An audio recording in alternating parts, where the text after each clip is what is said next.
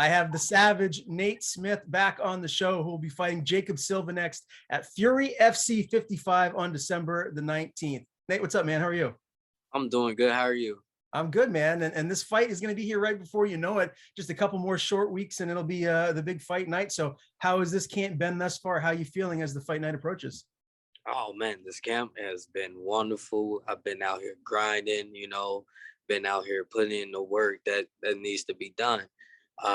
You know, coming back from off these lessons that I end up having uh previously, I learned my lesson. Eventually it was gonna happen sooner or later. I'd rather for it to happen now than where it really matters is once I end up establishing myself within the UFC flyweight division, then we can truly see me glow in the process.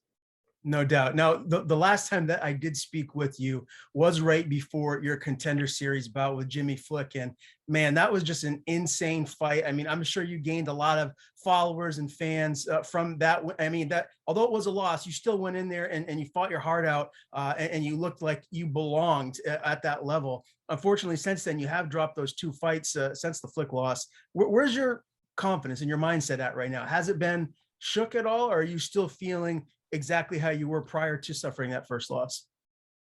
Um, Suffering that first loss has taught me a lot. It taught me to be first. um, and when it comes to the ordeal, I showcase my skills. I didn't want to show everyone that I have a strong grappling pedigree, because obviously within those submission attempts, every single one I was getting out of. Shout out to Jimmy Flick and him and his career. But at the same sense, he brought it to the table when we were playing chess in that fight. So when it comes to like my confidence and everything, honestly, it didn't shake anything. Like, I wasn't afraid to lose to begin with. Like, I keep saying this over and over again. That undefeated record really didn't mean nothing to me. What really means something to me is establishing myself within the UFC flyweight division, and then showing that, hey, I am a contender. Hey, I will be one of those future champs. So it never shook. Everybody eventually ended up going through that matter. Demetrius Mike Mouse Johnson, for example, that has happened. You know what I mean? Hence why he was the originator of the division as well. So honestly, man, it did not bother me at all. So it just grew me as a professional athlete and as a person outside the cage. It kind of helped me get to where I am today and continue to, grow, because I still haven't hit my prime yet. I'm still young in this game. Yeah, no, that makes all the sense in the world. And I got to imagine too that maybe what these last couple fights did for you is drive you even more to get you in the gym that much more and work even harder. Is that accurate? Of course. I mean, you got, you got some people that have to have, others to be like, hey, there got to be a fire underneath your ass. You gotta go. But it's already there. You know what I mean? It's already there. So it's just more of, taking that time, you know, just settle things for a little bit, get the big picture. Let's paint it out. All right. Then from there, let's grow off that. And, from based off everything else, my man, is, to me, honestly, it is what it is. I do what I have to do. I grow as I continue on, during my entire camp training out, out in Denver, then also out back up in Omaha, Nebraska, where I originally started my gym at, with my big bro, Anthony Smith, with his bald head. So I know he gonna see this. So I'm glad I said it. Yeah, I said it. But yeah, man, I'm just excited. I've been growing, and that's all I can do. Do you feel that 125 is just going to be your home regardless, or do you feel like maybe you'd be better at 135 if you just kind of not have to cut quite as much weight and carry on a little bit more muscle? Honestly, 135 has been a thought, but at the same sense, right now my focus is on the 125 pound division, based on the simple fact, as a business aspect of things, it's great for me. It'll put me in a great position to where if once I transition into the 135-pound bracket, where I can establish myself a little bit more based on my previous, performances with not only with the UFC, right currently out in the regional scene, that hey, Nate Smith is a legitimate contender, no matter where you put him. And from there, I can, take on some big names at 135. So bantamweight ultimately will be coming, but the way you're looking at it is it's down the line. You want to get into the UFC at the 125-pound weight class initially, do your thing there, and then as you get a little bit older, transition to 135. Of course, because I feel like that would be the perfect time. Once I achieve my goal of becoming world champion and defend it a few times, no matter what the outcome is, transition into that and see how that transpired. Because ain't nothing wrong with taking chances. Taking chances is what I've been doing, what got me here even now. So it hasn't strung me along for nothing. So I'm gonna keep going. I'm gonna trust my instincts, and I'm gonna end up going with it, unless I be advised, by my management or my coach, is the one that care about me, the ones I really listen to. They know exactly who they are. I'll listen, and we'll just go from there, because I'm always open for ideas. So you made it really clear, just in even talking to you now in this interview, that your goal ultimately is to get into the UFC. What is it that you think you have to do now? Or I guess let me rephrase that. How many fights do you think you're going to need to win to get back to Contender Series, where you get another shot there, or maybe just get right into the UFC straight out? Whatever it takes. It doesn't matter if I have to, fight many people as they want me to fight, or send whoever they want me to fight. I honestly don't care. That always been my attitude. I don't care who you are. I don't care what your backstory is. I don't care what achievements that you are having. You are facing me. You never face no one like me. You never face a dog like me. You never face an individual that could bring a lot to the table, that can threaten a lot to your aspect of your game. I will expose it. I will open it up. You know what I mean? So, yeah, of course, the 125-pound division is going to be eventually mine. And that's how I see it. And that's how I'm going to always say it. And I'm going to back it up. There's nothing else about it. You have guys that's been, hopping in and on off my page. They want to say certain things, but it's all right. I don't care. I just know for a fact, the fact that you're taking the time and the energy to say something to me shows that you're worried about me from Jump Street. So, by that being said, we'll see. Whatever Dana want, he can call me today, tomorrow. I don't care. I'm with it. Just let me know. What was your thoughts on your Contender Series opponent, Jimmy Flick, retiring out of the blue? Because I don't think a lot of people saw that coming. He was looking good inside of the UFC, and everyone that's in your position is doing everything they can to get on that platform, to get in the biggest promotion in the world. And he just walks away. Were you surprised to see that? And just what was your overall thought process when you heard about it? I was shocked, all right, because I definitely wanted to run that fade back, because I really wanted that fight back. But at the same sense, the man had a very extensive career. He's supposed to have been there a long time ago. Even my professor and Anthony knew about him way before the switch up between me and JP Buys to me and Jimmy Flick. So they just kind of knew, and I kind of like, what, he did what he wanted to do. He accomplished, he was undefeated in the UFC, ended up beating me, ended up beating Chris Darnian, and then from there, he stepped away from the game, because sometimes you just kind of know. And then, as you see people like kind of just retiring out, some eventually come back into the sport, one way or another, whether it's, probably just taking a local regional fight, or just kind of helping out in the in the gym, just helping out teammates, teaching them along the way. But he did, shout out to Jimmy Flick, man. Yeah, I got nothing but respect for the guy. Yeah. That's honestly, that's I got nothing but respect for the guy. But it was shocking to see that. But at the end of the day, everybody has their time, man. Everybody can call it whenever. So respect to that, man. What has life been like for you outside of just MMA and your daily grind? Anything new or different in your life, or have you just been nose to the grindstone in the gym day in, day out, just totally focused on your MMA career?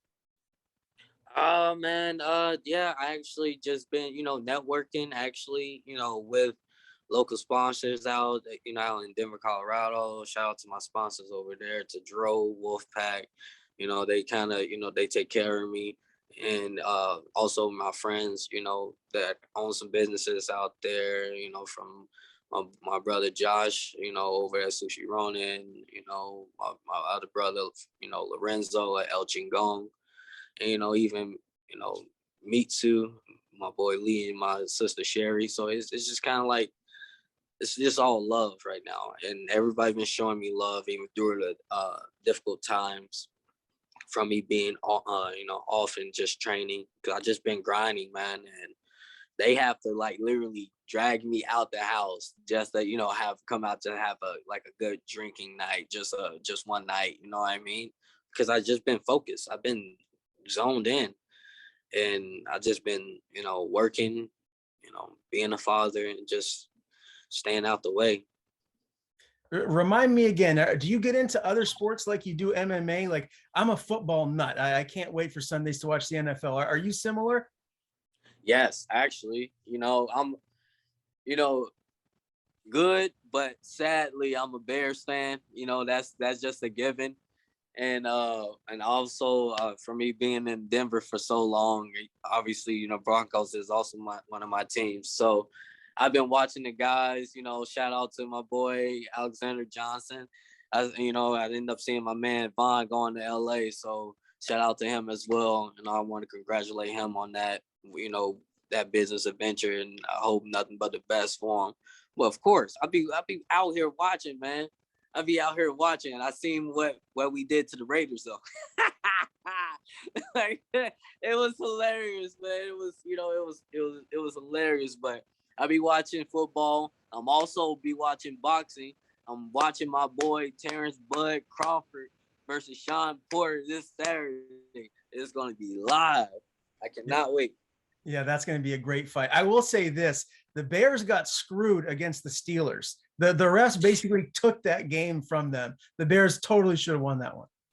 Brother, who are you telling? Not only some of the calls that wasn't being called at all. I don't understand. It was like clear as day. I honestly, it doesn't surprise me. Everybody want to be a Bear hater. That's how I feel about it. Bear hater. I'm gonna make it to Bader. I'm gonna make a word out of it. Just give me a bit. Yeah, there you go. Well, yeah, it's going to be a great postseason. Always look forward to the NFL season. I'm an absolute football nut, so I wanted to mention that to you because I thought I remembered you liked the sport just like I did. Let's dive into this camp a little bit more and talk about specific training partners. Has it changed at all, or has it been pretty much streamlined from previous camps for this fight? It has changed. For me, end up bringing my training camp as well out here to Omaha, Nebraska. I've been, training with some of my guys, so like some up and coming professionals as well, like my boy Dylan Cox, and Rafian Stotts also slides through every now and then. Me and my boy Rafian gets work in.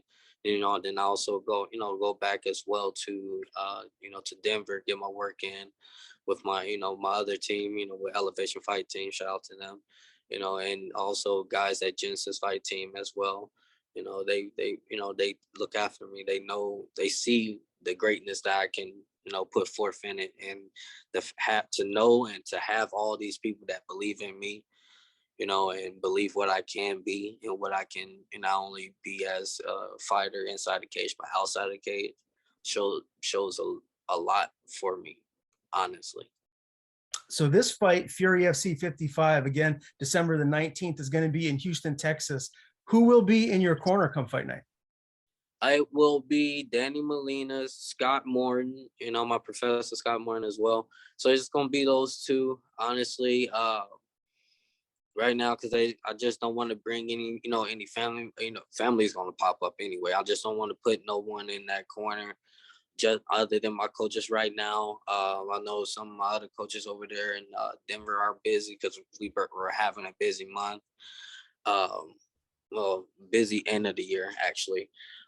So that all varies, but at the same sense, I know they're still gonna be there in spirit. So right now, we're just gonna focus on getting the job done. That's the main importance right now. Just focus on getting the job done. Are you feeling extra pressure, Nate, to make sure you go in and win this fight? Because I'm sure losing 4 in a row would be not something that you ever want to do. Or do you feel that pressure to go in there and really perform? Um, there's pressure. I'll be lying if I saying there wasn't pressure, but is it on me? No, honestly. This ain't nothing new to me. This is nothing new to me. And everyone end up having their bad luck. There's been fighters that have in the UFC who are past and current champions that have had like 4 or 5 fight losing streaks and come back and win like 12. You know what I mean? So it's nothing. They took those losses and they made them lessons. I don't, like I said before, even on the Contender series, I don't take losses. I take lessons, and the lesson is to be first, be a little bit more unorthodox like you normally be, and finish the hometown kid. That's it. Let's talk about Jacob Silva. He's 8-6, and when I look at a lot of his losses, he's fought some studs: CJ Vergara, JP Buys, Jeff Molina. So this is a very I guess experienced competitor that you're going to be going against. Stylistically, how do you like this matchup for yourself? I love this matchup. I'm taller and I'm longer than him. So obviously he's going to try to engage a little bit more on the wrestling side. So I've been focusing a lot on, just going back to my home base, so a little bit more into freestyle wrestling. So I'm not worried about that at all. Uh, Honestly, it's just, keeping them on the outside, do what I normally do and have fun. Honestly, it's really nothing. I just pepper them up and get them out of there. I don't, because we don't get paid by an hour. Yeah, very true. You said you want to finish the hometown guy. When does this fight end? What's your official prediction? My official prediction, whichever round is going to happen, it's going to happen within probably the first 2 to 3 minutes. So just don't blink. Can't wait. I'll be watching this on UFC Fight Pass. Again, December the 19th, Fury FC 55, the Savage, Nate Smith meets Jacob Silva. Always a pleasure talking to you, my man. Before I let you go, I want to give you the floor. Tell people where to follow you on social media. And if you have any sponsors or anyone to thank, floor is yours. Of course, I appreciate it, my man. Thank you for having me. I want to shout out to Russ Jones, always taking care of me over there at the promotion at MCF. Then as well, shout out to Dro, my boys at Wolfpack, then as well Chicken Pound. They also look and take care of me during my time at my camp. Very healthy nutrition. You guys can find me, on my social media page, the Savage King 125 for IG. Then, for Twitter, you can also end up finding that on my IG as well. Trust me, I forget my own Twitter name every single time, so just bear with me. But at the same sense, make sure you guys follow me. I'm always vocal upon things. I'm always showing my background, my life. Just don't be afraid to tune in. And plus, I converse with any and everyone.